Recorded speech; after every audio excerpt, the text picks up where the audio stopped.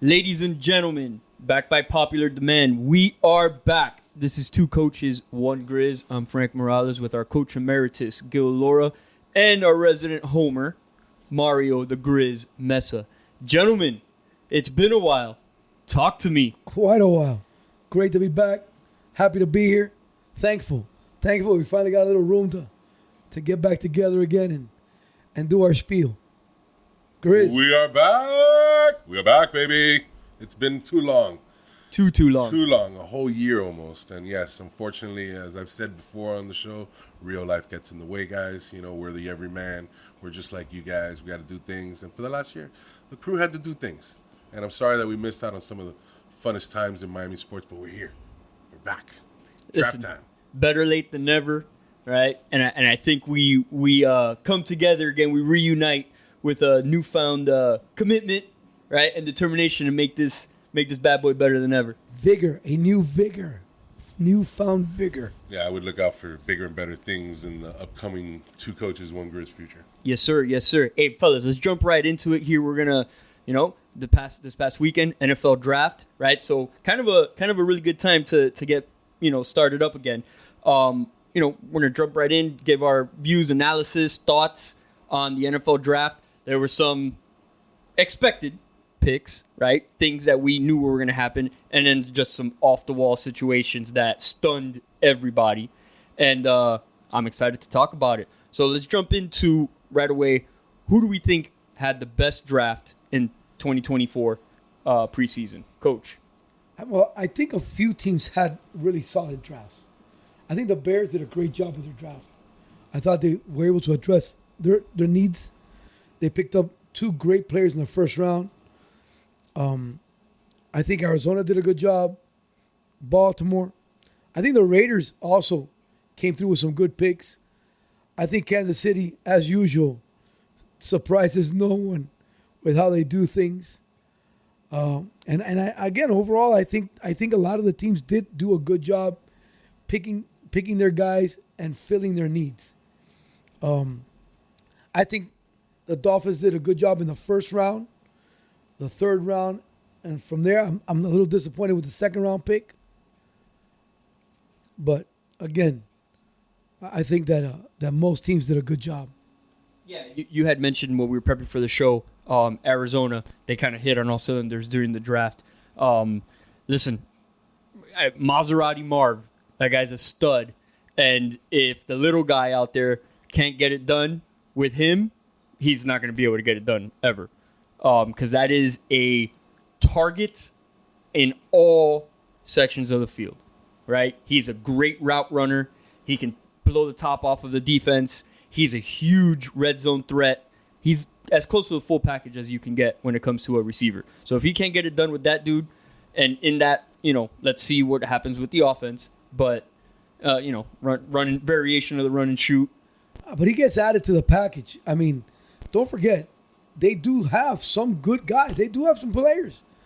Offensively, they do have some good players. Trey McBride is a tight end. That's a superstar. I mean, again, they have a bunch of guys to add to that, to add him to that offense. Heard. All right, we're gonna jump to the Grizz here, and let's take one wild guess. What are you putting your house on, the team that he's going to talk about right now? Well, we're going with the Dolphins, of course. Well, I mean, it's obviously, best team to talk about for the Grizz because that's my team. That's the Homer team. But before I get into that, I do like to say what I've never noticed before. Let me see here. We had the first 14 picks of this draft all go offense. I've never seen 14 straight picks for one offense or defense, let alone to start a draft. But let me interject there. I think that's also a product of how loaded it was offensively and how 6 out of your 12 picks to start were quarterbacks, which don't technically are your top available picks. Well, they're also it's an inflated position as well. And then yes, I do want to talk about the Dolphins, but I think we should talk about why 14 straight picks went when one of them should have been a defensive pick at number 8 with Mr. Penix Jr. I think that was a little early, a little reach. I saw the next day some pundits try to say, you know what, I think I understand, and I don't understand. How do you give a quarterback, yes, coming off an Achilles injury, 180 million, 100 guaranteed, and then tell him, hey, this is how we're going to start your career off here by drafting your successor, when you should at least get a defensive position for the team that I think they're fully loaded offensive weapons. I agree. They need defense. And in a division that is begging to be stolen.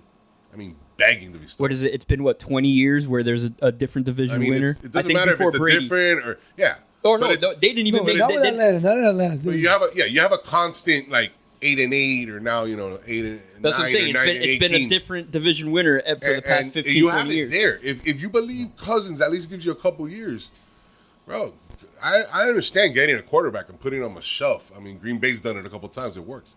But you're getting a guy that's 24 years old. He's ready to go. Oh, by the way, that guy himself is injury prone.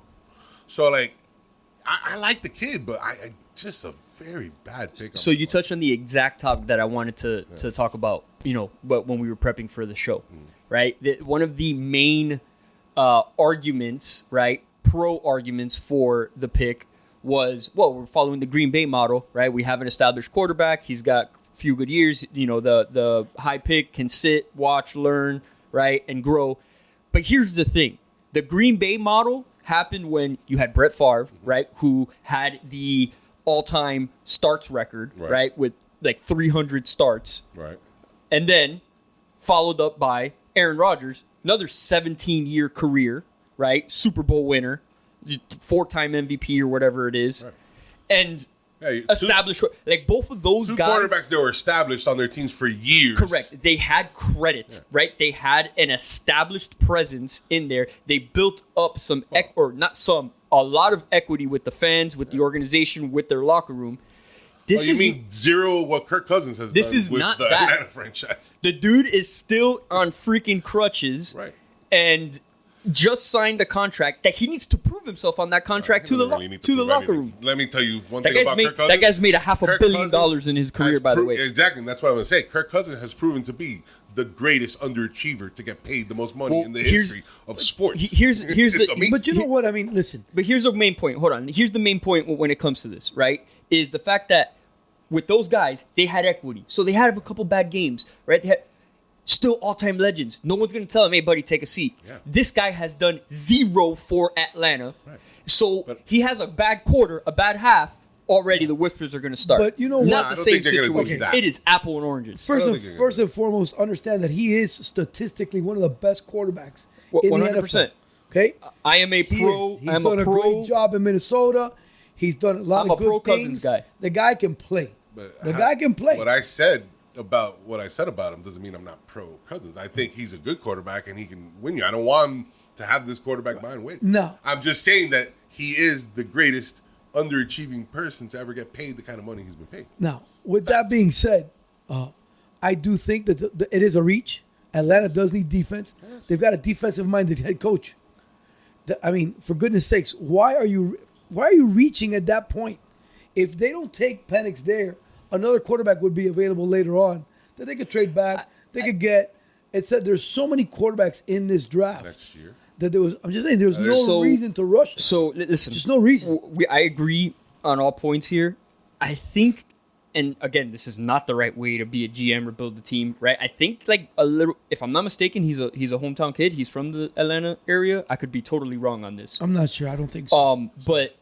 I feel like they were reaching brand wise, emotional status, something there, and I think that's the wrong way to make a decision. The wisest ones if it ends up he gets hurt and this guy comes in and leads them to a playoff run and he's great off the start because he is ready to go age wise. The guy is. I believe it would have been better for him to be on a team where he was ready to go. Right. Now, instead of having to wait. In defense of the pick, right? Let's see both sides here. Correct. Right? As you mentioned, Kirk Cousins is one of the best regular season quarterbacks, right? So if you look at it in that respect, that means, right, based on regular season record, if they achieve what they're, on paper should achieve with Kirk Cousins, that means that they're going to have a winning record, which means that their draft position is in the second half or later half of the first round. So when the time does come that they have to pick a quarterback and Kirk Cousins is on his way out, then they're not going to have that high pick to go No, I get. get it, but this so I Your kind of get that. Your quarterback's going to be 26 I'm years sure. old. I'm just Your quarterback's going This to be is my 26, problem with this. almost 27. Understand that was an argument just say- for the pick. Right, I'm just Let's trying to just say say that's, in a normal draft that people aren't this stressful for a quarterback. This guy probably is a late first rounder, early second round talent anyway.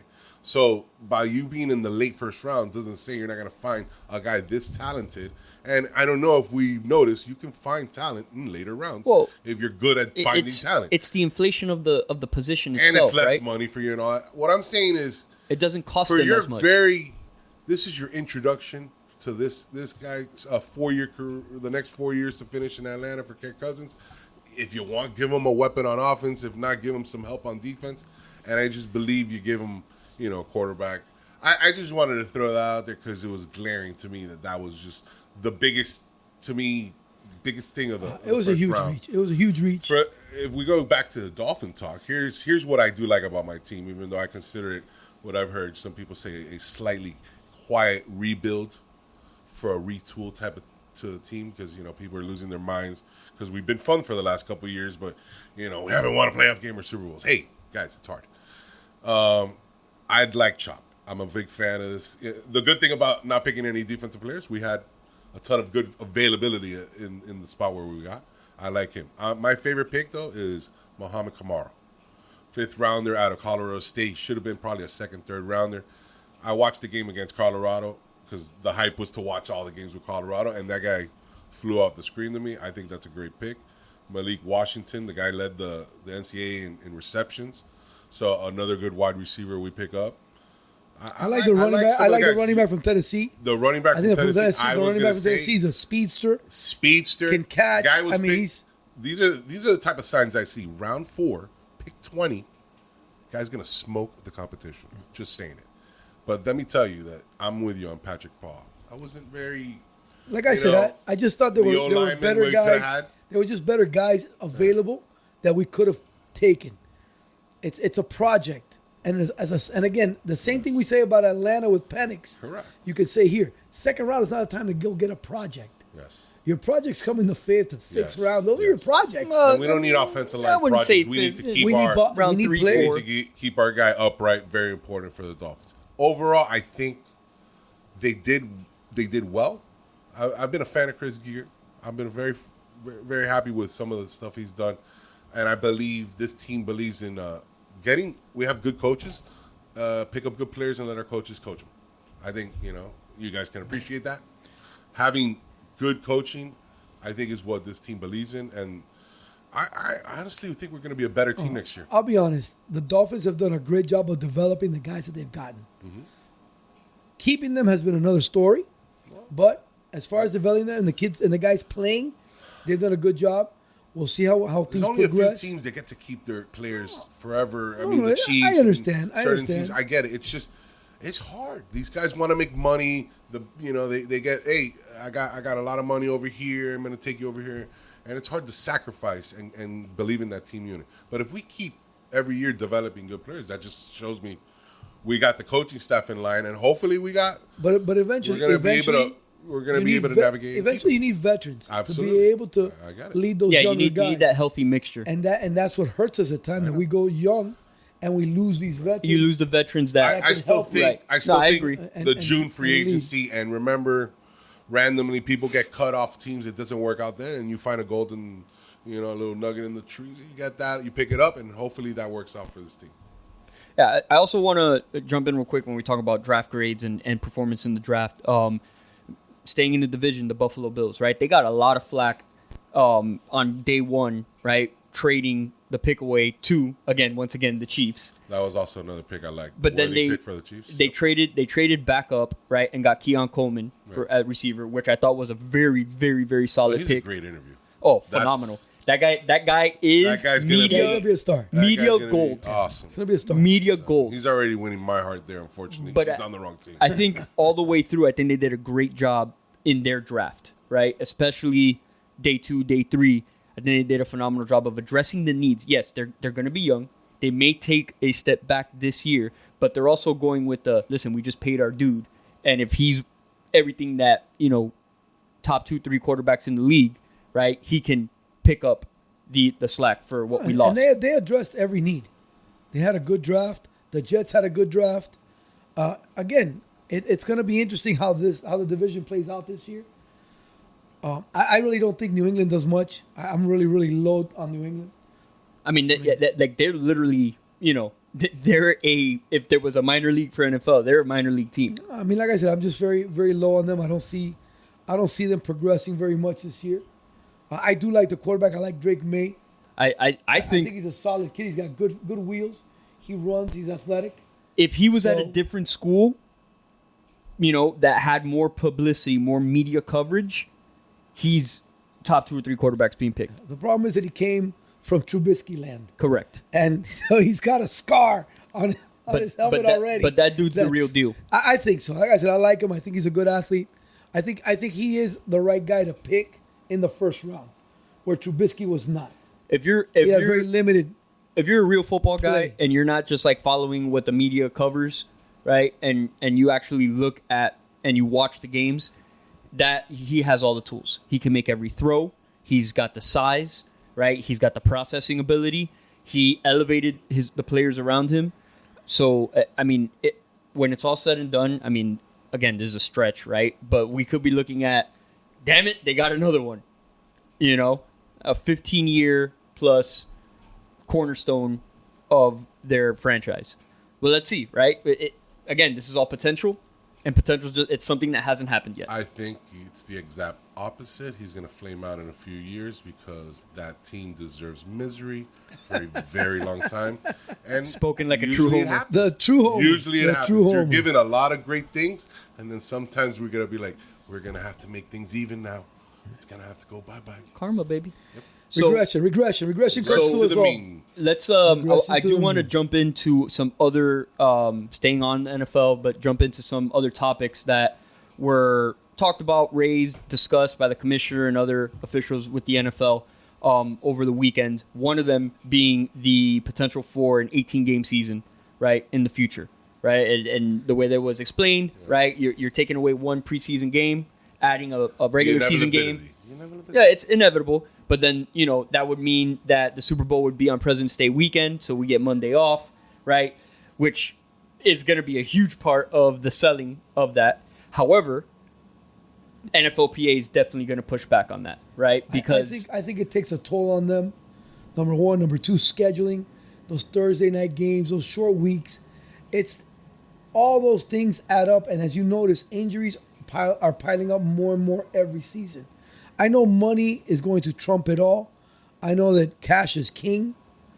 But again, at the end of the day, I do think that 18 games is don't forget, the NFL was once a 14-game season. 12.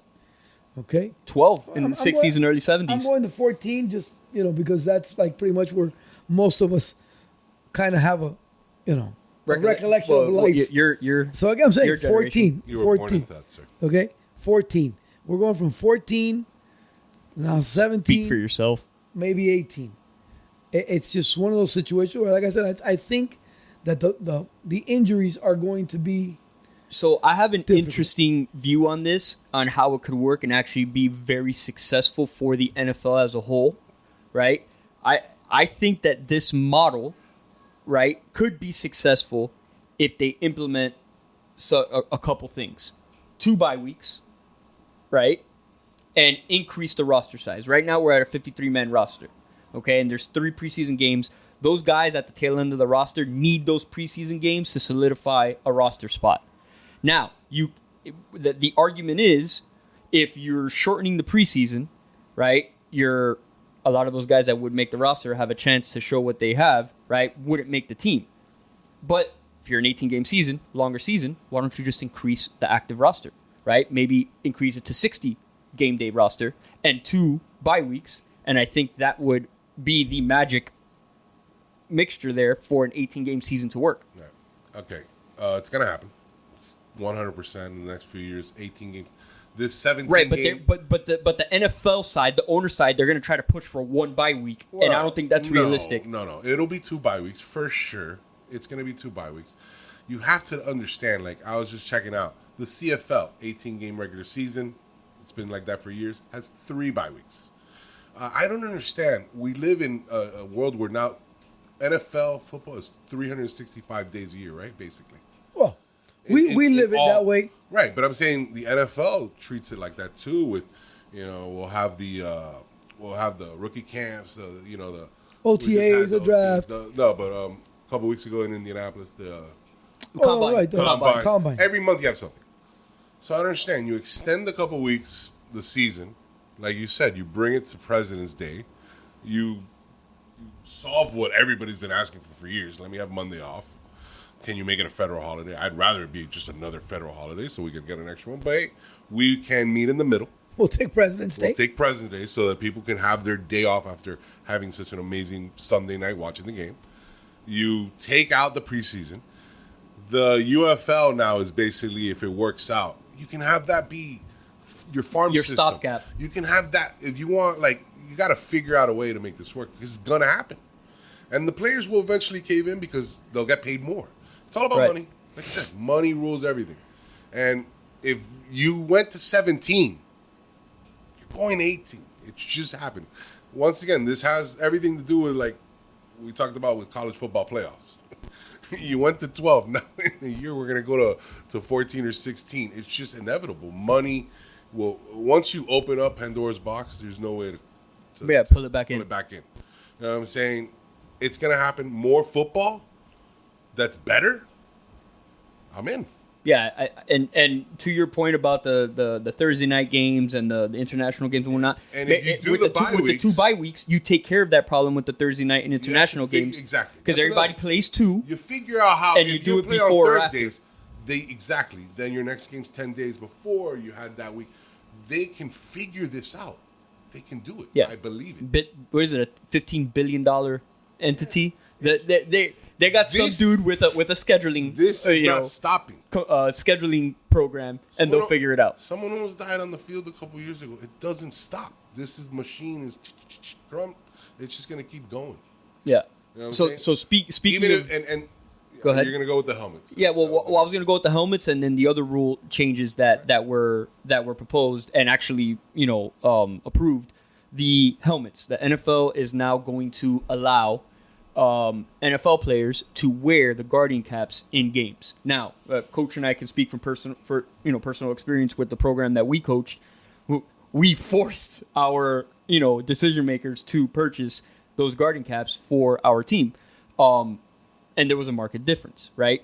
Obviously, couldn't wear them during a game, but we had both our offensive and defensive lines, our quarterback, and our interior guys, linebackers and running backs, wear those during practice, right? Yeah, at the high school level, receivers and DBs, they're not doing much contact, but it did markedly decrease the bell rings, right? I have a headache, those situations. It's going to be interesting to see how they're able to incorporate it into the game day uniforms. I'm sure that they're going to make them the same colors or some situation. They'll make a cool design out of it, but I do think that's an all-around positive, right? And always a marketing ploy, right? And at the end of the day, the NFL is a cash, making machine. That's also a play to be like, oh, well, the people that, don't really like football because of this, that maybe we, pull some of them in and we increase our market segment. There's always that part of it. But I do think overall it is a play. You were talking about they're going to sell that to people so they can wear it. Well, they are.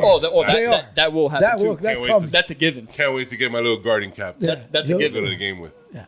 Again, I'm not sold on it for the games. I'm all for the scrimmages, the inter-squad games, things of that nature. I like it. For the games, I'm a little old school with it. What don't you like about it for the games? I just think that, number one, it's going to create an issue with wearing it throughout the game because they do come off at times.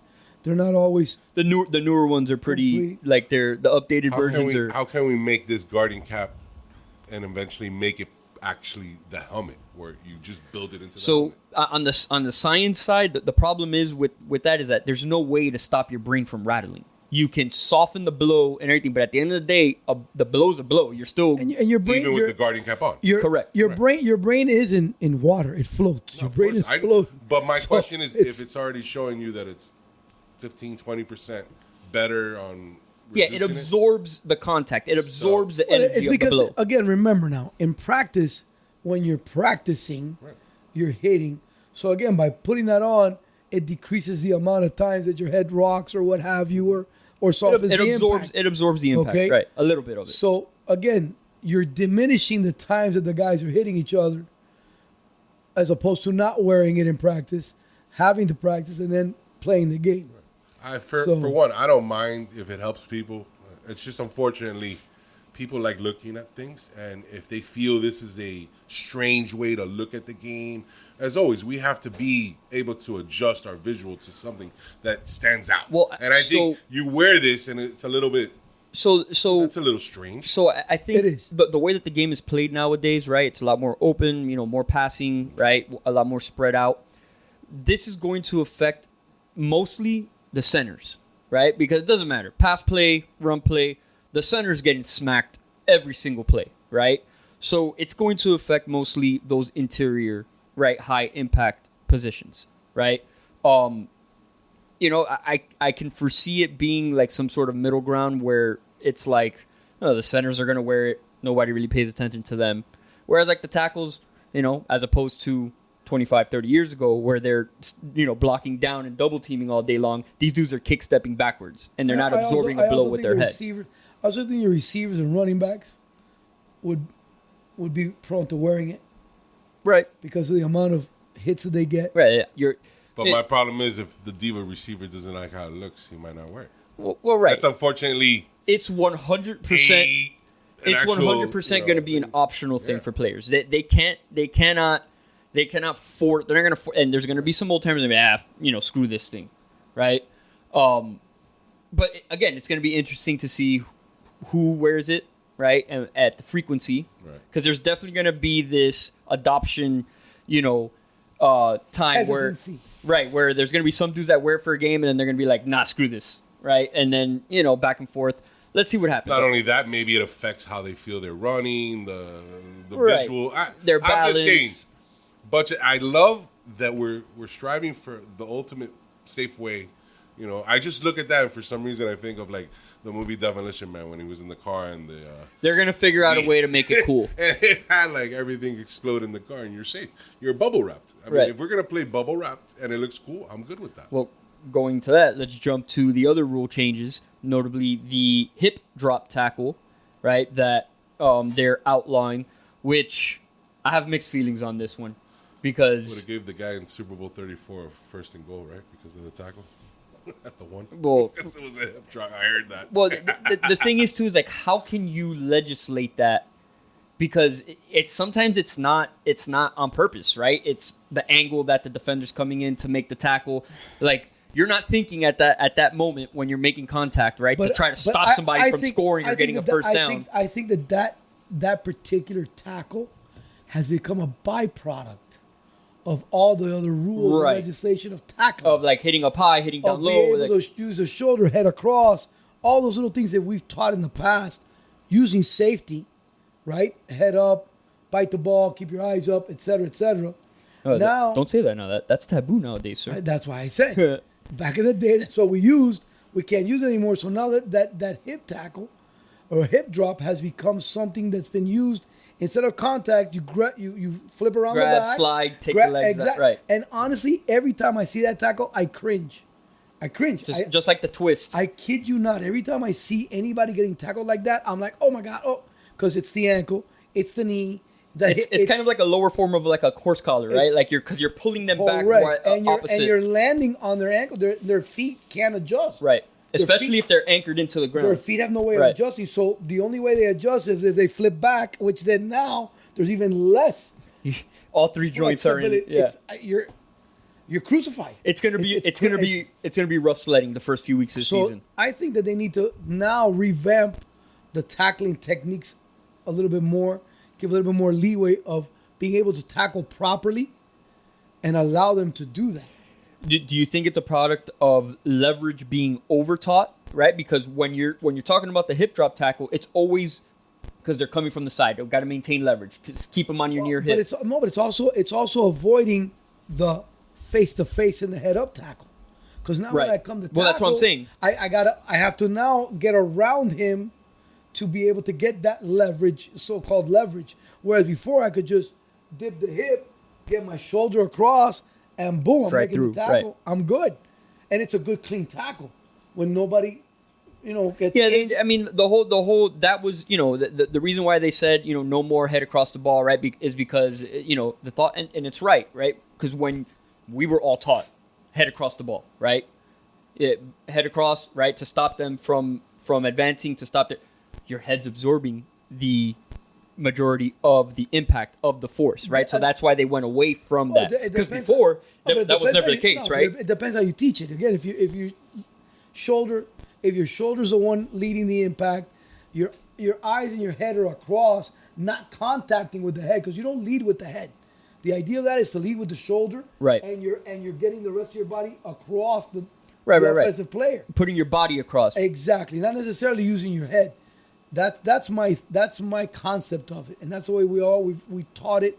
In fact, like I said, years ago I heard the concept or the term "bite the ball," which was great because now you couldn't bite the ball if you were looking at the ground.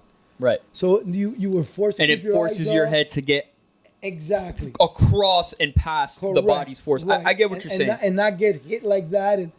But like I said, that's my concern. That's my biggest deal. And then the biggest rule change, right, was the.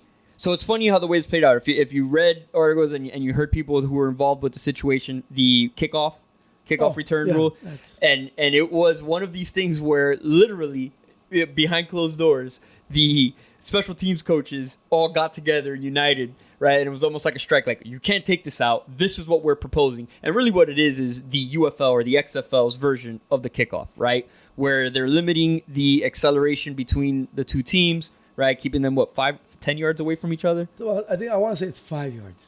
And then they have to, the kicker needs to kick it inbounds within a green zone, essentially, between the 40 and the 20, or I think it needs to be between the goal line and the 20, right, or something like that. Like, they need to be able to field the ball. If you kick it out of bounds or into the end zone, if it's a touchback, they get the ball at the 40. Right. And if they kick it out of bounds, same thing, right? So it's gonna be interesting.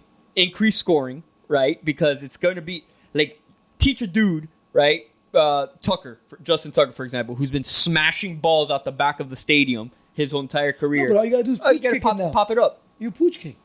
It's gonna be a You pooch kick. You pooch kick high. It's gonna land on a 25. The guys are gonna get down there. Again, you really can't set up any blocking schemes. It's very difficult. You almost have to try to run like an offensive play of right. blocking down, trapping, something of that nature to get your kick return going. Because once it's man on man, those guys get off the block quick. As an old school coach, right, who's, coached every level of talent, right? What are your thoughts on the change? No, I mean, again, I thought the idea of limiting the wedge and the wedge busters was great. I agree. Because again, I think that those guys were leading with their heads, going through and destroying themselves in the process. Right. So with that, they move the ball up, they've moved the ball over, they've done a bunch of different things to change it. Whatever. Kickoffs, in retrospect, you're not gonna get any returns anyways. I'm sorry, you're just not. You only get returns when you're able to set up a return team. Right. And the guy has the ball. Get in position, and is able to hit the blockers and hit it full speed. In this situation, like I said, you pooch kick it. There's going to be ways of them to get around it, where they're going to limit how they can. They're going to be tweaking this for a few years, just to get it the the right way. Listen, this first segment, it feels great, intense. I am back in the home place with the coach and the Grizz. It's been a long time coming. Well, yes, exactly. Yeah, hey, good one. So yeah, man, it's been fun. We're gonna take a break here for the first segment. We're gonna be back with some NBA playoff talk. All right, we're gonna cover some NBA playoff action here, and during the break here, sounds like this segment's gonna get a little spicy. So I'm gonna let the Grizz just rip it right now on Miami. So the floor is yours, sir. No, I just the NBA playoffs. this is the one thing that I was a little bit upset that it sucked that we didn't have time to talk about last year because literally, the Heat had an amazing run last year. Jimmy Butler showed you what he does in the playoffs. Playoff Jimmy, all that beautiful stuff. And then to come back this year and to think, you know what? Let's do it again. Let's get into the play-in. Let's lose the first game. Let's beat the Bulls. Let's see if we could do the same magic, and let's do it against Boston because we own their heart and their soul, and it's going to be that easy. No, it's not that easy. Stop this stuff about being the 8th seed. And I love Coach Spo, man, but, this team feels like it underachieves all year long. I know we had a lot of injuries this whole year. I know that we probably had the most lineups, I think, in the franchise's history. It was just, I get it, but playoff Jimmy, you can't rely on playoff Jimmy when he was in the finals last year and playoff Jimmy ran out of gas. My problem is that you can't rest during the season and then expect to turn it on in the playoffs. No. Your body's not ready for that. You can't. It's a grueling. Again, every game is going to be grueling. You're playing against the best teams of the league. Guess who did?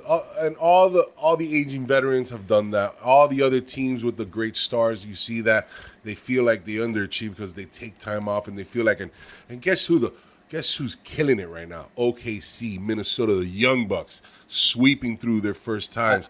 I do want to. I do want to add to energy. That. I do want to add to that, and this is a stat that I read just by chance. Also, the Denver Nuggets, their starting 5 has played on the court together 150 more minutes this season than any other team in the NBA. You know what? They're the combination of the young, the experience, and cohesiveness. And nobody takes nights off there. They're led by a European player, and those guys play. Luka plays, the Joker plays, all those guys play. They don't understand They don't know exactly. Take time off. What is time off? What are you talking about? What do you mean? And they just play. I don't need a load management. You see Joker, he could care less. He goes in, he drops triple doubles like it's no problem. Then he goes back home, rides a horse. It's all good. He just wins. Doesn't care. That is such a European mindset, right? It's kind of like with soccer, right? Because soccer, they play a bajillion games. It's like it's almost like their season never ends. We've lost that killer mentality. That killer instinct mentality is not there. Yeah. And these guys are coming over to the league and they're balling, and we're taking second. Oh, load management. That's a great point, Coach, and I do because I know you have a lot of old school views, not in a bad way. Right? No, I don't think anything is about it. But think about this, right? Medicine has gotten better. Training has gotten better, right? Technology, everything around sports. Yeah, I need more time off. Our athletes are worlds beyond what they were just 25 years ago. But injuries have also increased exponentially. Right? This man said evil things about me. And there's something to be said about that progressive overload. I need a day off. If you don't too much time back to back, put your body through that grind and rigor. Yeah. This $300 million contract making me tired. When the intensity ramps up, and you need it, and you put your body through that overload, your body can't do it. That's where you get the Achilles, the hamstrings, the hip flexors. Yeah. I feel like Chris Paul. The more you play. Every time. The more you play, the less you get hurt. Look at Kawhi Leonard. Look at Kawhi Leonard, the king of load management. Oh. The king of load management. He's also out with a knee. Can't play. He can't play. I know this is gonna string a chord here with the coach, but LeBron James is 40 years old. Yeah. And averages 38 minutes a game, 40 minutes a game. And every now and then, the guy needs a couple games off. I give it to him because of his age. That's fine. But that guy plays his ass off. Oh, he's a good. Listen, again, I take nothing from him as a player. I think he's one of the top 3-4 guys ever played the game. Coño, not even top 2. No. Because I got to give Kobe. I got to give Kobe his. No, 100%. It all depends what you look. We're not having that. We're not going to have that conversation. That's what I'm saying. He's a Mount Rushmore player. Correct. That's it. No argument there. You get me? My frustrations with him come with his off the court antics and the garbage that he talks about and the stuff that he said. That's why I don't like him. That's my problem with him. As a player, the guy's a beast. Yeah. The body, the play, and he dedicates himself to the game. Correct. And part of the reason why these players make the hundreds of millions of dollars that they do, right, is they got to pay their agents, they have trainers. he spends about $2 million a year on his body. On his body. Like, that's what you're a professional athlete. This is your career. This is what you should be doing. If I'm a professional athlete, not a basketball player, professional athlete, and if I could spend a good amount of money, first call I'm making is to LeBron James. How do you do it? I want all of your contacts. All your contacts. And if you don't want to share your contacts, just let me know the gist, how you get it done. Yeah, what your routine I is. understand nothing when it comes to these people that don't take care of themselves and let go of themselves. Don't even go so far. You know what I'm saying? A dude on his same team, Anthony Davis, right? Like a generational talent, and the knock on him has always been when he's in the team facility, when he's locked in it, but in the off season he doesn't take care of himself and do the upkeep on his body that he should. Well, it's okay. Both of them now can do all the. They're upkeep going want fishing. Have all the upkeep in the Banana They're boat cruise. done. 4-1, gentlemen's sweep. Have a good one, guys. Amazing that they won that game. Hasta luego. That they did, But because they are owned by the Nuggets. They had double-digit I know. leads in every game. Yes. And it's like, and they played great. They played but amazing. the Nuggets know how to come Not back. great They enough. have that mentality. They were up by what? Like I think it was game 2. They were up by 25 points, and the Nuggets never felt out of it. Never. Never. In fact, every time I saw double-digit leads for the Lakers, I'd tell a buddy of mine, it's your time to go live betting on Put them right now. $25 on them right now. Live bet on the 25 Nuggets. right now. Double-digit Laker lead means Nugget comeback win. That's how I look at it. That's why I said I'm shocked the game and the 4. Lakers didn't lose that game or choke. The Nuggets chased them down. Yeah. They ran their Well, a asses. few games down. they did have a few chokings. The 0-point game by D'Angelo Russell, I think, in game 3. Yeah, that guy's out the gate. Bye to him. I just heard an amazing comment today made from him. I mean, I love listening to the Levitard show, and today was a gem. When he said that someone asked him, how was your season? He goes, in the third person, he said, D'Angelo Russell had an amazing season. I just want to be humble about that. I mean, those two things put together sounded amazing. The definition of an oxymoron. Amazing. And that's the type of players you have today, where you're lost in the shadow of thinking you played great. Yeah, sometimes, but then you have games that you disappear. You can't have those games. You can't. I don't care. And that guy was a number 2 pick from the Lakers. Left the Lakers thinking, he took a little trip to. I think he played 1 year in Golden State, a couple years in Minnesota. Come back, he played very well. He played with the Nets as well. I think actually the Nets too. You're right. And nothing, bro. Just the same guy. He's gonna have you one game where he looks great and one game where he's just worthless. It's just that volatility is the most frustrating part. Yeah. And listen, let me tell you something. I think the other night, going back with the Heat, that Boston Celtic game with Porzingis going out, I think that could cost them their run to the championship.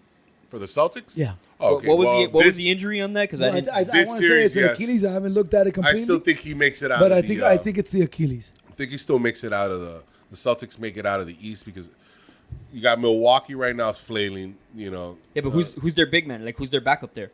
Because the Celtics? reason why they had such an enormous lead in the East the entire season is because they had him. He's like it's a right he led the soleus league in strain. blocks. Absolutely. It's a right soleus strain. He's going to miss several games. I still think without him, they're the best team in the East. We may not see him. Correct in the East. Finals.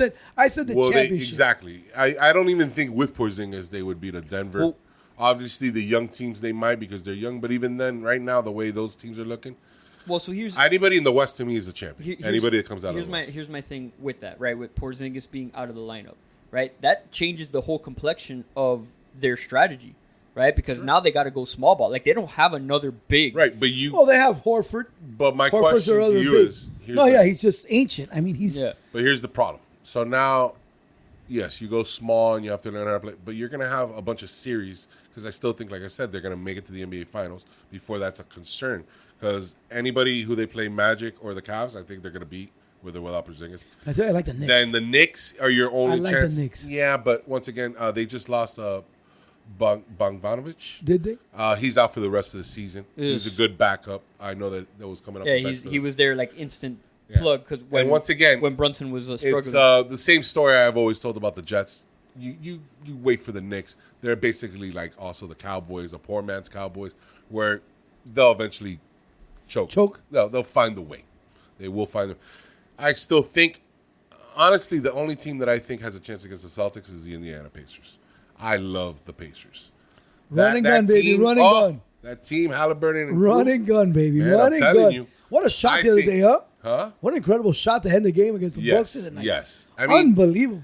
You know, unbelievable. And I could have told you that was the only thing I was sure about the Pacers beating the Bucks, because without Giannis, and now you lose Lillard, forget about it. What a terrible experiment for the Bucks. You think it's a wrap for them? Yeah. They're up 3-1. I don't see them. Today, I think they finish them off today in Milwaukee. Yeah. You got, I mean, as we're speaking right now, the Knicks game is going on. If they have a chance to pull this one 76ers are up by 4. Fantastic. The Cavs are up by 1.5. Yeah, it's all about the East today. Yeah. So let's circling back to the Western Conference. Yeah, that's your champion right there. We didn't even touch about Clippers and Mavs, which I thought was going to be the best series. They're tied at 2 right now. Yes, and Luka Doncic is playing out of his mind. Right. But the 2 games without Kawhi is the one that the Clippers pulled off. Which is, They've won both. You know, this is why Kawhi's the addition ultimate. by subtraction. Yeah. Kawhi's the ultimate. We were talking about ultimate load management. You just don't know. He could be one of the greatest defenders in the history of the league, and then sometimes you're like, does this guy even know where he's playing at? What he wants to do with his life? You just don't know. He's so. Well, let me get your thoughts on this, right? Like, do you think at this point it's just they're more comfortable, they're more fluid without him in the lineup, right? Because he's it's obvious ball-centric player, right? He is the talent, commands it. But you know what's beautiful? James Harden now is able to express himself a little bit more, cook a little bit. Westbrook's always going to give you that 100%. Yeah, even if he's not. Even if he misses every shot. He finds a way to affect the game. Every shot. And but you know what? I like that Westbrook a couple years ago already said, it's fine if I come off the bench. I just want to help. I've always loved a guy with that kind of effort. You got a spot on my team. Right. So I think you take the good with the bad. They play just as well because they got the talent. That's why you have a James Harden on your team that I think can pull it off.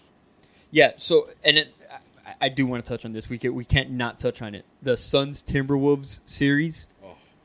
And now there's rumblings that once again, surprise, surprise, Kevin Durant is not happy there. Of course he's not happy. He's not going to be happy anywhere. I'm beginning to think the guy's like bipolar or something like that. He is. What do you mean you think? It's not only just, but remember, this is not just KD. This is, unfortunately, now I'm going to have to be an old man just like old man Gil here. It's the change of times. The youngins get mad. It feels every year we got to switch up teams. Like, it didn't work out. Hey, it's called you got to learn from losing, and you get back on the horse next year, and you get back at it. But if we keep changing teams. Well, to go even further, now the reports are coming out that Devin Booker wants to go to New York. Like, he wants out of the Suns also. Of course. Everybody wants out of everywhere. It's money. I want change. The Beal situation was a failure. And then I think, if nothing else, I think this just solidifies the fact that Kevin Durant is not a leader. Right? Like, he never has been. What are we talking about? Never been a leader. But the whole conversation for these past whatever many years was, I think he needs to run his own team. He needs to win a championship on his own without another dominant superstar. We talked about this either off the air or on the air. But when people show you who they are, take them who they are. That's who they are. KD has never shown himself to be a leader. Look, I'll tell you. I never had problems with him leaving OKC. I had huge problems. I think the kid. I think the kid from Minnesota. I don't care. I think the kid from Minnesota brings back an air of old school basketball. Yes. That Ant-Man's a real deal. Talking in your face. He balls. Backs it up. He backs it up. He plays. That to me, that's what you need more of in the NBA. You need those guys to revive and bring people back to watch the game. The guy tells his favorite player of all time, he loves him, you're my favorite. Then he goes out and assassinates him. Just leaves him. Just cold blood. That guy's done. Cold blood. He's done. In KD, I love him, but you could tell the torch was passed. Yeah. You literally saw that. It's over, dude. I'm not going to say Not the bald spot on your head, sir, made it apparent. Right. The fact that this guy, whoa, let's calm down with those bald spots. Sir, I got spots. You got spots. You have an AARP. I do. Embrace it. You have an AARP account. I just want everybody to go forward. Sir. I do not have an AARP account yet. I'm working on it, but I don't have one yet. Okay, man. We can't get you into the movies for $3 yet? No, you cannot. Come on, man. I got to pay full price. God damn it. See, my thing is like like it was just a complete failure with him, right? And then Ant-Man is, like you said, passing of the guard. And watching the game, not saying here that I watched the entire game, but you could literally see their souls being drained out of them. And by the way, during the regular season, like that absent-minded look, like when can we get to the club? I hadn't noticed, but the regular season, the Suns swept them. They were 3-0 against them. And then to come in, a young team, this is the type of... I loved what he said after, I think, the Game 3 win. He's like, what do you know? How are you going to avoid this? We don't know. We've never been here. We don't know what it is to be up 3. Sometimes that's the best weapon. Yeah. And it's like, we're going out there hungry. Ignorance is bliss. Going out there hungry. And that's the mindset you got to have. Nothing to lose. I mean, I think they're done in this round against Denver. He said to Scott Van Pelt, I'm out here to kill him. All of the pressure. It's a good way to go. All of the pressure was on the Suns. Yeah. All right. 2-time MVP. Devin Booker's been to a finals. Let me break it down for you right now. Minnesota's beating Denver. That's coming right now. You heard it here first. You heard it here You first think on so? 2 Really? Grizz, 1 Grizz. Really? Absolutely. Clip it. 6 games. Let me also tell you it's OKC against Minnesota in the finals of the Western Conference. That's going gonna to be be a beautiful spectacle. thing to see. A beautiful thing to see. If it's not, I do like the winner of the Clippers and Mavericks. If it's not OKC, but yeah, for sure. You heard it here. Timberwolves, baby. I got to ride the Joker. I know the Joker's amazing, but I just feel like you give Minnesota these double-digit leads, you ain't giving. No, but I think it'll be a different game with these guys. I believe that too, but I believe Minnesota is hungry, ready to go. Is hilarious. Like if you you got big guys. You got Karl Anthony Towns. You got Rudy Gobert. You got big guys to handle. Yeah. I'm just saying. You could throw dudes at him. I'm just saying. Don't forget Connolly. I love talk about a great veteran guard. I'm telling you. Watching the Joker is hilarious. Wolves are scary. Like if you were to take somebody who's like doesn't know what basketball is, right? They've been living under a rock or in a capsule, and then you're like, hey, watch this. The first thing they would see if they watch a Denver Nuggets game is like, hey, that guy's about to die. Because he looks every time he has to run it down the court. He lumbers down. He lumbers down. Like he's and he's then gonna he's the pass first out. guy that touches the ball. Then once they get over, they give him the Pick ball. and roll behind the And then rim. it's just a triple-double. Every game he has a triple-double. It's stupid. He can. My 2-year-old son jumps higher than he does. No, he's. But it's hilarious watching him run down the court like, he's gonna pass out, and then just magic in the half court. Don't expect him to get on a fast break. I'll tell you that right now. But yeah, it is special, right? Like Grizz, like you said, I think there is like a passing of the torch of the guard here. We're seeing that next generation of players coming through, and I think that's pretty special here. Yeah, fun times. So you gave us your prediction for Western Conference, right? You want to go with Eastern and NBA? I'll give it to you all, man. I got give it all. Give it to us all. You hear it here. Well, right I now. think I've talked We're about on the I think record. the Celtics, I think, will make it to the NBA Finals. I don't think anybody stops them unless they get more injuries. I'm not a New York guy, but no, Indiana Pacers, they take the Knicks. If they play them in the second round, I think Indiana plays Boston. They're going to give them a hard series, but I think Boston take it. I wouldn't be surprised, though, if the Pacers. But Celtics, Wolves, let's go Wolves.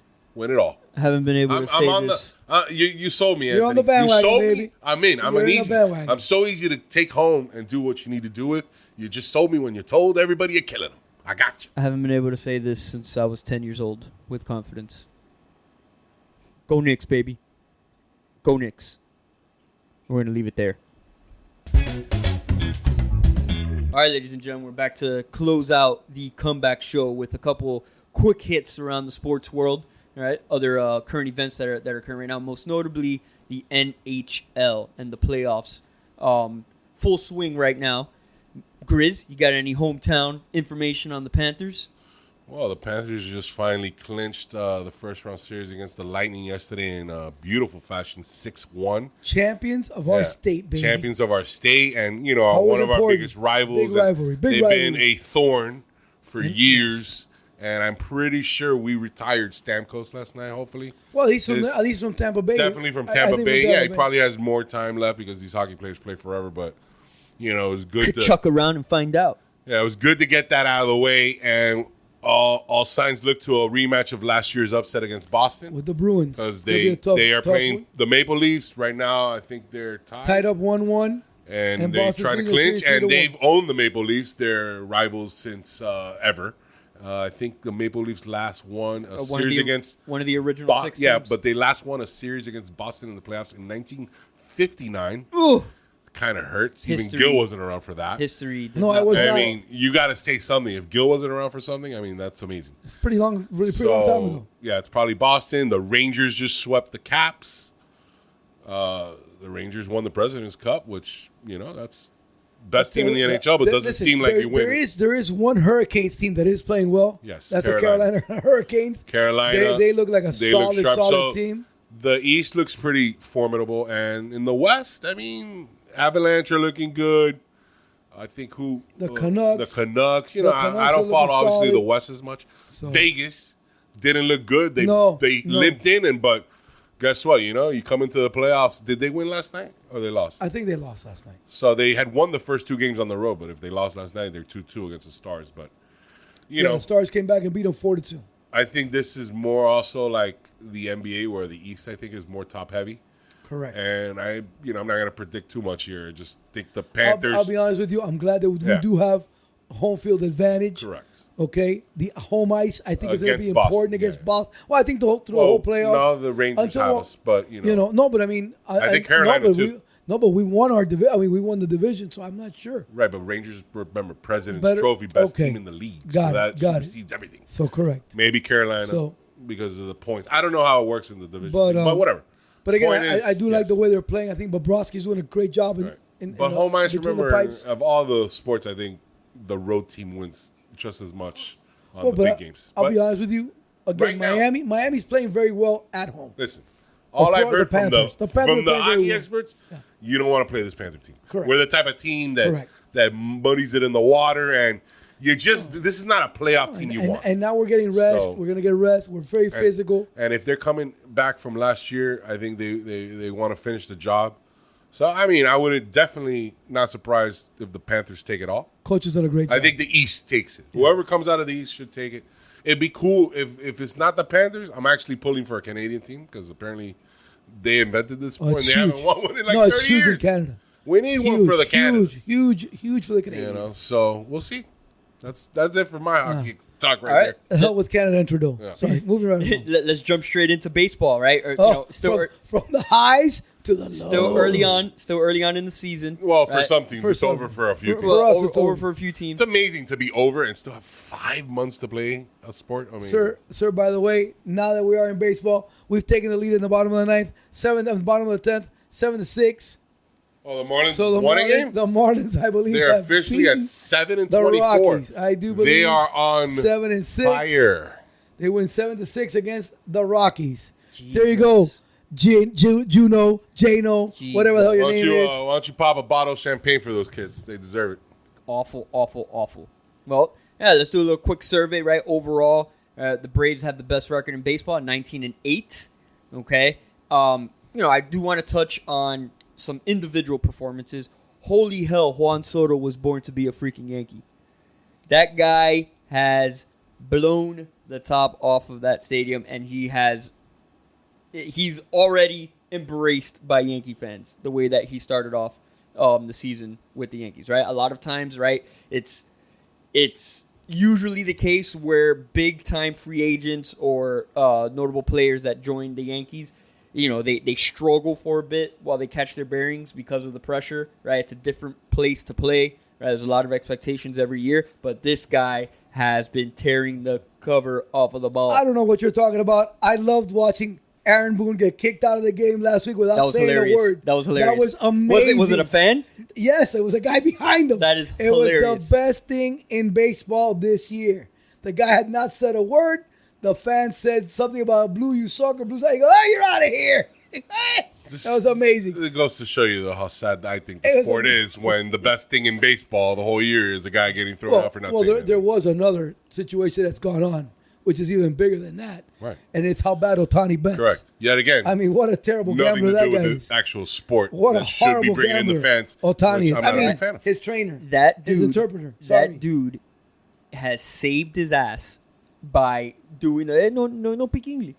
Pete Rose needed an The interpreter. Asian version. Pete Rose needed an interpreter. Because if that dude Damn was it, man. if they hadn't just given him the $7 bajillion contract that he just had, and he hadn't been carrying the baseball on his shoulders, he would be banned forever.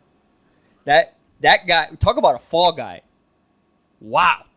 $180 million those worth guys of don't bets. snitch. Those guys don't snitch. $180 million worth of bets. And the more To an information illegal that comes bookie, out, by the way. It came out today. Illegal bookie. illegal bookie. There The you go. dude was like, "Hey, look, we're following Otani. Like, we're gonna crush his legs and stuff like. Oh no, don't worry about it. I'll get you. Like, what is going on? What is going on? How do you give an interpreter a $180 million tab? How does that work? That's my question. How do you not? How do you okay that? How many million you want? Oh, you want $3 million on this game? No problem. No problem. Come. Here's my thing. Like, I get some people aren't like the financial people, but I think you would notice if $180 million was missing from your bank account. So they were little by little snippets. 3 million. Okay, but here, define 5 little. million Snippets is when Mario drops $20 on $5 a million here. parlay. For that guy, it's $5 million here, $5 $12 million there. to an $800 million guy or There you snippets. go. But you a phone You alert, can't actually Bank of comprehend America. the money that's being spent because you've never seen it. But I'm saying, like, Bank of America, like, hey, transaction alert is somebody just withdrew $5 million. Oh, it's Otani. It's okay. Don't worry. It's okay. It's Otani. It's Otani. It's okay. My other thing is, like, you have a daily limit of what you can take out of your bank account. Yeah, that's for normal people. That's exactly. They tell me, hey, $1,000, sir, you can't have it anymore. For everybody. But those people, no, not for everybody. Not There's that special guy. people that have special accounts. I used to work in banks, sir. I kind of know these Mr. things. Otani. Those Mother- guys have When you have a lot of special money, you can do kind of a lot of things. Okay. You do and a it's lot of your things. money, so you can do a lot And of you go things tell with your someone that money. has millions of dollars, Former- you can't take their money out. We'll see how fast that money leaves. You're a former banker. You're a Yeah. former banker. And by that, Aren't anybody there- that has money, it needs to be in their account so that I can keep my job. Aren't there? And it goes to the but next bank. What I'm saying is The more money that guy keeps in his bank, I actually make money off What- of keeping money. I want him happy. But what I'm saying is, aren't there freaking guardrails to, like, when that amount of money is moving in and out? Absolutely. Just in, like, But somebody's the guy got They to make sounds phone off. calls. It's a But signature. if you gave or it's a if you Power of gave the attorney. power of attorney to the guy that's jacking you, we got a problem. Mother of God, so incredible. that's the baseball season so Well, far. Yeah. All In right. a nutshell, Moving along. moving right along. Something that was actually, really fun to watch and thoroughly enjoyed it. UFC 300 was a freaking banger from start to finish. UFC continues to just grind and put out great fights, great cards. It was great to be able to go to Oh, that's right. watch the UFC 300 You here went. in Miami. It was amazing. It was a great birthday gift. Appreciate it. Shout out to Kata. That was a great job. Amazing. Unbelievable. Birthday gift. I mean, let me tell you, I still talk about it now. And Dustin Poirier fight gives me goosebumps. USA. There was Make sure you ask Kata Oh. for the receipt so we can make it a tax deductible write-off. unbelievable. Unbelievable. Two coaches, one Grizz. It was great. It was great. The atmosphere was great. Everything was amazing. It was nice. Also, I had 3 French guys sitting next to me going for the Frenchman that Dustin was able to knock out, winning the bet. It was just such a conglomeration of things.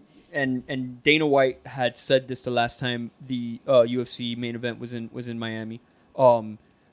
Do you think that Miami has established itself as a main market, like marquee market with Las Vegas and Listen, I guess LA or other areas? The star power that we generate in this city by itself, okay, creates that atmosphere for us. When you put on a great card like that, when you put on the headliners, people are going to spend the money. People are going to go. I mean, for goodness sakes, we even had Trump out here. I mean, everybody was here.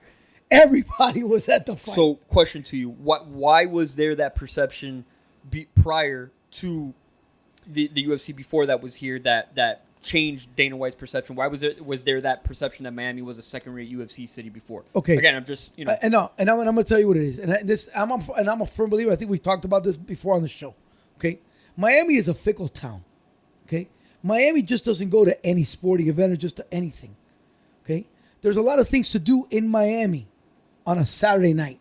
There's a lot of things to do on a Sunday afternoon. So you have so many things available to you that going to go see a baseball game that doesn't have star power on the field you're not going to go. And again, it's not cheap. It's an expensive ticket. Your parking is expensive. Everything is expensive to get there. So again, when you put together a card like was put together that night, you're going to have it full to the rafters. You're going to have people there early. You're going to have a great fight and great atmosphere. Okay? We had South Americans there with Chito Vera. I mean, again, it was so much. It was everything. It was everything you expected. An international flavor. Yeah, this is definitely you're the MMA guy here. You love it. And I've been the last couple of years getting myself into it, and I enjoy them. But talking about Miami as a venue, it's going to be one of the places they come to a lot because it's Miami. The last couple of years, bringing in the tennis, upgrading it, bringing in the Formula One.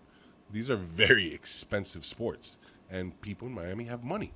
And people that travel around the world come to Miami. And most of our MMA fighters from? South Americans, all there's a Coconut Creek. Now, obviously, there's a Coconut Creek training center. And there's also one up a little bit further up in northern Florida. And how many of the fighters train in South Florida? Correct. It's a big thing here. And exactly, it's going to be Miami, Vegas, Dubai. A couple of your other spots, but there'll be rotations. And handling, and it's gonna have and they're gonna have international flavor. They're gonna have an international flavor. I could easily see 1, 2, 3 times a year in Miami. I just it was interesting to me when Dana White put the post UFC.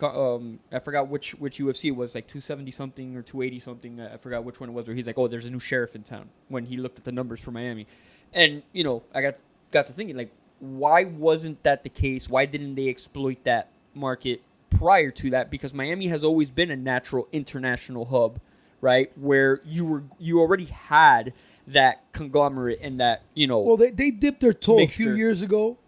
I went to a UFC fight night in Broward. So they dipped their toe here a few years ago. I want to say about 5, maybe 6 years ago that they had that fight night, and that's what everything got started with that, because that crowd was good there that night. Bruce Buffer was there. So again, I think that's what got us started. How much do you think that Game Bread has to do with it? I mean, to be honest with you, man, I don't think Game Bread has a whole lot to do with it anymore. I think Game Bread has had his moment, but again, but I'm saying to bringing it more attention to Miami. I really don't think so. Okay. I'm not gonna lie to you. Just a question. No, I'm not gonna lie to you. I really do believe, like I said, that the international flavor, the good cards, and the crowds. The crowds have been special. And it's a good arena. It's a real nice arena to be a part of. Right. So, like I said, I expect a lot more. This week there's a fight night this week on Saturday, and that's the other thing is they have been nonstop. They're the only ones that went through the pandemic. They grew their public in the pandemic, so they just get bigger and better. I mean, they're just bigger and better. They're impressive. Yeah. No. Listen, I'm excited. I've grown. My fandom, I guess, my fanhood of UFC has, again, hanging out with you for the past 10 years, but also, this Saturday, you better have your TV on because you got some great fights on Saturday. The last fight, I had it on every single TV, and it was amazing. But yeah, to your point, right? When there was nothing to do in the middle of the pandemic, wife 8 months pregnant, couldn't go anywhere, right? We're on lockdown, and UFC's on, right? That's kind of what really locked in and drew my attention and pulled me in, for the long haul. But yeah, man, it's only getting better, and it's something where it doesn't get old. And listen, right? And I'm going to tell you something else, and I know it's something where it's genuine. Those guys are genuine. Those guys speak their minds. Nobody muffles. They are able to be who they are, and it doesn't matter. Dana doesn't care. You can say whatever you want to say. And that's who you are. And I think that has also try to censor anybody. Exactly, man. I think that's also brought it to the forefront because people want to see the genuineness of people. They want to know who people really are, what they're about. And that, to me, is also, I think it's brought a lot more attention and viewers to the fight game. I really gained a lot of respect for Dana, again, during the pandemic. Because, yeah, he's got his views and whatever, and he's very, he's got some conservative views, very, but he's a straight shooter. Right? And it wasn't a political, like he never made it political. He was like, I had a decision to make. Do I lock down like everybody else? Or do I take a chance and continue operating? Because at the end of the day, I have, whatever how many hundred employees that I'm solely responsible for. And if I tell them that I can't, pay them a check, right, or pay them, that's how they feed their kids and their families. So we were going to keep on going, and I respected that a lot. And we're going to do it the right way. We're going to find, and again, yes, and he took it to the next level. And it was at that time, right? Looking back on it, obviously not that much of a risk, but at that time it was viewed as a massive risk. Right. And kudos to him for facing it head on and going after it. Because the vision was there, right? And he accomplished exactly what was possible if they were able to do it, and that was make it one of the big sports, right? One of the centerpiece sports in our nation now. So, and make it an international sport, right? Worldwide, which is what he's done. He's really created an international, because now you got fighters from Mexico, Brazil, the Serbs, Croatia. It's China, Japan. It's everywhere. It's everywhere. So again, like I said, this Saturday is another great card. It's a fight night. The main event, Pantoja and Usyk. It's not going to last long. Both those guys have a lot of power in them. I was trying to get a couple plays with a couple of guys with Michel Pereira, as they like to say it, but he's minus 600. The other guy is Ismael Bonfim. He's minus 550, so it doesn't look like I'm doing anything. But again, it should be another great card and packed with action. Sounds good. And we're going to leave it right there. Gentlemen, it has been an absolute pleasure. I am so happy that we're rebooting this and coming back with a vengeance. I think we're focused.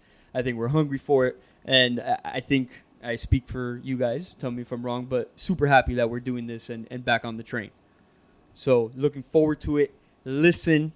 Right? Send us your comments, your thoughts, your feedback.